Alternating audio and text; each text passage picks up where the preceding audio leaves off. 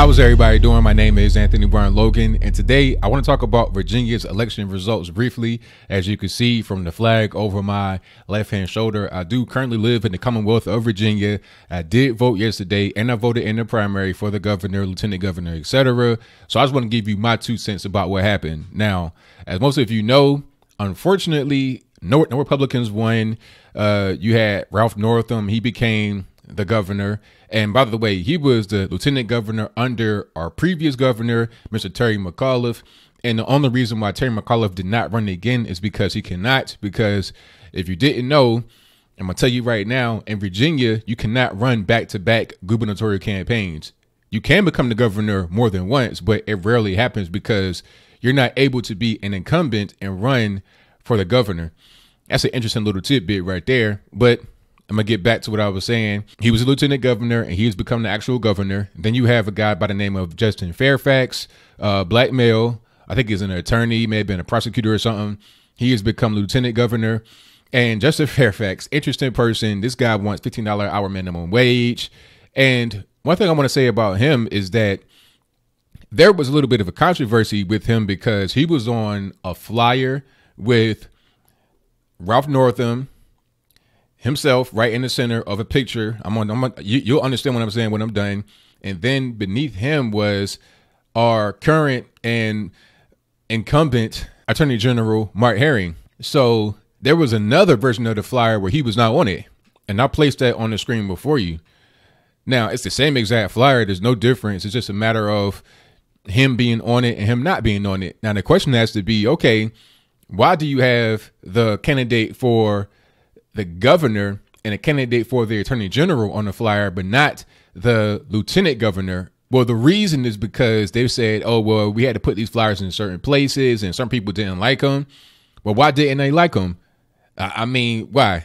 Because he was against certain people. Like, if this was the other way around, if it was a Republican that was doing something like this, it'd instantly be labeled as racism. You left a black guy off your flyers because you're racist white people that you have to cater to wouldn't like him. That's what they would say. But in this case, it's fine because he's a Democrat, but I'm going to go ahead and digress for now. So you have Ralph Northam. He became the new governor. You have Justin Fairfax. He became the lieutenant governor. And you have Mark Herring. He has become the attorney general again. Like I said, he is the incumbent. Now, Mark Herring is a nut because this was a guy I did a video about on at least 2 or 3 occasions where I talk about the whole gun reciprocity thing that he did. Now, if you don't know about that, I'll explain that briefly. What he did was rescind the Virginia gun reciprocity agreements we have with like 25 other states.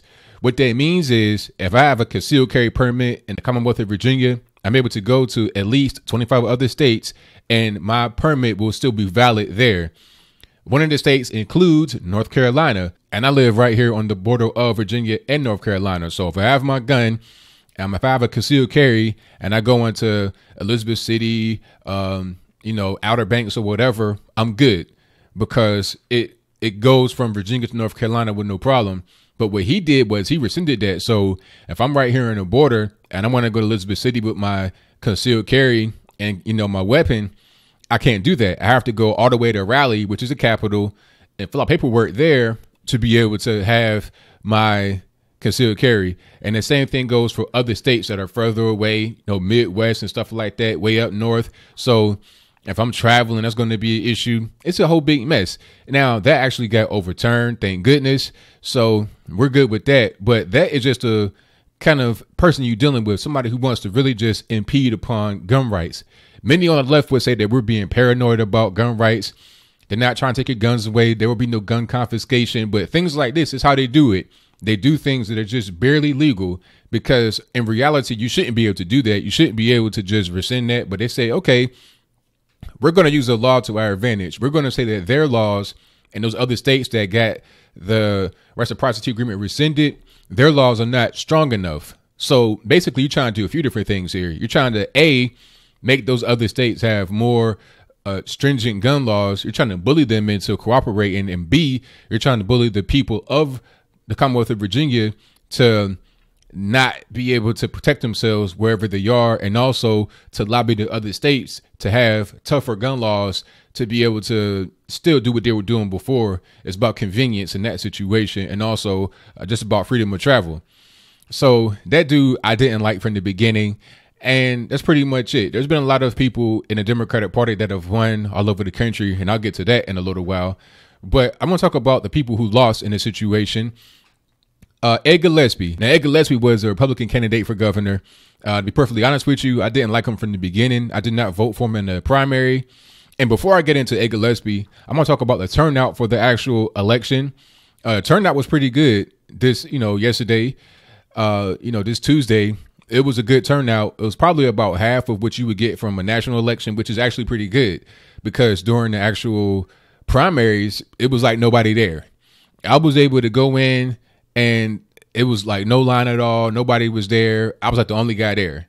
But this time it was okay. It was a nice little bit of, it wasn't necessarily too busy. I was still able to get right in, but I was seeing a line forming as I was leaving. I was like, okay, you got a little bit of traction here. But that was not the case during the actual primary.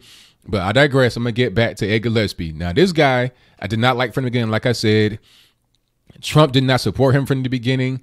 And people got triggered about his tweet because he said that Ed Gillespie didn't embrace him. He was not telling a lie. He was telling the truth. Really, many of us on the right see Ed Gillespie as like a establishment, Bush guy, which he pretty much is. I voted for him anyway during the actual election yesterday because it was better than him than Ralph Northam. It was better Jill Vogel, who was a lieutenant governor candidate, who, by the way, I liked Jill Vogel a lot. I liked her from the beginning. It was better to have Ed Gillespie and Jill Vogel in there rather than Ralph Northam and Justin Fairfax. So I just voted that way. But during the primary, I voted for a guy named Frank Wagner, who unfortunately came in third behind Ed Gillespie and then Corey Stewart. And if I'm not mistaken, Corey Stewart was the guy that Trump endorsed during the primaries. So there was no love lost between the two of them. And what Trump said about him not embracing him was pretty much on point. If he did do that, maybe he would have won. Some of the things that he was running on, Ed Gillespie, that is, it was weird. He was running on the whole thing about trying to support the statues. But I don't know. It was just, he didn't really run a good campaign, in my opinion. He seemed kind of weak. He seemed like a money guy, a guy that had money behind him. And Ralph Northam just has a lot of the support from the Democrats in the state, many of whom are holed up in Northern Virginia. And Northern Virginia, I got to talk about that right now. That's the reason why Ralph Northam and Justin Fairfax won. Okay. Northern Virginia, you got about 33% of the state's population in a very small area. And I put a map on the screen before you. Most of them are not from Virginia. Most of them come from other places. Northern Virginia is like Atlanta or San Francisco, New York, LA. They come from other places to do things in the state that do not represent the interests of the state, if you understand what I mean. Washington, D.C. is where all the money from the federal government comes in, and it's dispersed immediately around the D.C. area and in D.C. itself. That's why you have so many of the richest counties right there in that region, not because they have some kind of big industry up there. There's no Silicon Valley in Washington, D.C. There's no like super major port to the where like everybody's working the port job. No, the money that they have up there comes from tax money that you pay. That's what funds the whole DC operation. That's why everybody up there, I ain't gonna say everybody, it's a lot of poverty up there too, but I digress. People come there to get that federal money. That's what it is. So with that comes a lot of liberals. Like I said, like San Francisco, Atlanta, a lot of liberals up there, big, huge liberal area, small geographic area, but represents a big portion of the state because of how many people live in the area and their political leanings. You're talking about Fairfax County, all the places up there are extremely leftist and they're highly densely populated. So that's what that is. If you can win Northern Virginia, you pretty much win the whole state, even though the state is very big and geographically it covers a wide area. Because right there, Northern Virginia, you're closer to Maryland and, New York and stuff like that versus way out far west like Bristol, Tennessee, and also Virginia, Big Stone Gap, Roanoke. Those places are closer to Kentucky, Ohio, West Virginia. It's a much different place from Northern Virginia to over there to even down here. I'm about 3.5 hours away from Washington, D.C., but even the distance between the two of us, Northern Virginia and Southern Virginia, like on the coast, is night and day different. So that is the reason why Ralph Northam won. If it was not for them, he wouldn't have won. And matter of fact, I go as far as to say, if it wasn't for them, Ed Gillespie wouldn't have won. It probably would have been Corey Stewart or my man Frank Wagner. So that gives you an idea of what's going on with Virginia politics. And I'm going to just blame this election on them.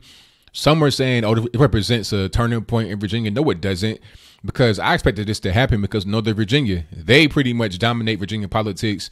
I blame all this on them. It's been like that since the presidency as well. I'm pretty sure that we did not go for Trump during the presidency because, again, Northern Virginia, you could look at a map county by county and you can see where it's blue. You'll see blue spots throughout the state like Richmond, Norfolk, maybe even a little bit of Roanoke, but those are very small compared to the big blue glob and massive amounts of people you're going to see in Northern Virginia. But I'm going to go ahead and get off of that topic and then talk about some of the other elections. Now, I saw this tweet from CNN. Yeah, I know, fake news, CNN, but I do follow them just to get tweets like this to see what's going on and what people are listening to, what people are reading and believing. I saw this tweet that said, oh, historic election results. You had an openly transgender woman. You had a chic mayor. You had all kind of stuff. It's like, what makes them so special outside of their minority status? So air quotes, minority status. Why are they so special? Like, what about their policy is good? Would it be a good mayor? Would it be a good governor? Would it be a good delegate? Would it be a good whatever? Will they actually succeed? Or is what all that matters is their race or their sexual orientation or whatever they decide to label themselves as religiously? Is that all that really matters? Like, the left is so crazy because they'll be the same ones that say we should judge everybody the same. Everybody should be equal. We shouldn't be putting everybody in boxes. Don't label me. Don't this, that, and the third. But then they're so caught up on identity politics. That's their whole thing. That's their whole shtick. Identity, identity, identity. Without that, they have nothing. And then they want to accuse those of us on the right of judging everybody by their color, by their orientation, this, that, and the third. They categorize themselves and separate themselves by these things and then accuse us of judging them by that. It doesn't make any sense. Like, just be a regular person like everybody else. We're not going to separate you into these little groups that you want to put yourselves in. That's you doing that. And you making all this big noise about it, trying to champion that fact. We don't care about that. It's like, look, can you come in and do a good job or not? We don't care about your affiliation, your identity. That's not really relevant. When Trump was running, it was less about him being white and all this and that versus what can he do? Because once you see the field, most of the people on the field were white. It was all about the individual. What can they do? Are they is this guy better than this guy? What does he stand for? What does he represent? Is he anti-establishment? Is he pro-establishment? What's really going on? That's the main thing that matters. So all these tweets and all this and that. And I'm going to say this as I close. I saw all kind of posts on Facebook and Twitter talking about, yeah, Ralph Northam, I'm glad that he won. And my question was, well, why are you glad that he won? What is he going to do as a governor? What did he do as a lieutenant governor? And what about his lieutenant governor, Justin Fairfax? What is he going to do? What has he done before? Do you know anything about him? Do you know his pedigree? And what about Mark Herring? How do you feel about him? And I'm going to say this for real as I close this time. Many of the ads that I saw during the election, because it was a whole lot of ads, a lot of money was spent. I'll be interested to see how much money was spent on the election. If I found out during the editing of this video, I'll put that on the screen or I'll put it in the box. But I'll be very interested to see how much money was spent because it was ads every other 5 minutes, if that. Like maybe every ad at the last week before the election was a campaign ad from somebody running, usually from Gillespie or Northam. OK, but anyway, in many of the ads for the Democrats, they were talking about abortion and trying to champion abortion is like their main thing that they were fighting to protect. So I'm like, OK, black folks, why are you so gung-ho about Ralph Northam when most of his campaign was running trying to defend abortion? Meanwhile, 20 million black babies have been aborted since 1973 Roe v. Wade, which is more than car accident, suicide, homicide, fire, murder, HIV, drugs, alcohol, all of that, car accidents combined, and times 10. Why are we so in this guy's corner when he's championing the lead cause of your death?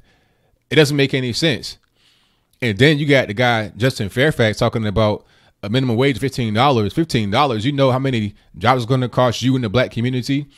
How are you going to have $15 an hour in the ghetto? Doesn't make any sense. Think about it for a moment. You got all these little businesses in your neighborhood that are barely surviving, barely able to even serve what they're serving right now, paying less than minimum wage sometimes with tips and stuff like that. How do you think they're going to survive when they got to double and triple their payroll at $15 an hour? How is that going to work? People just not using their brain. But a lot of that is what the Democrats count on. They count on us in the black community and other liberals, the crazies that live in Washington, D.C., who come from all over the country. Doesn't matter what the color is, black, white, Puerto Rican, candy stripe. They count on us not using our brains. They count on us using emotion and no logic. That's how they're able to get our vote. And unfortunately, that's what happened again during this election. But it is what it is. I'm not surprised. I just hope that in the future, Northern Virginia will vote to secede away from the Commonwealth of Virginia and leave us alone. So what do you think? Do you think that the elections in Virginia were a surprise to you? If you're surprised, then please tell me why. Like I said, the current governor who won, Ralph Northam, was lieutenant governor of Terry McAuliffe. Only reason why he didn't run again is because he cannot run due to our law. It says you cannot run back-to-back gubernatorial campaigns. Much of Virginia is controlled by the North. I don't know why anybody's surprised. But how about the other elections across the country? Do you think that it's historic? It's a great thing that you had a trans person and a black person and all this and that, all these identity people winning. Now, if so, why? Is the only reason why it was great because of their identity? Whatever your comments are, let me know in the comments below. And that's all I got to say for this video. If you like what you heard, please comment, rate, share, and subscribe. Peace.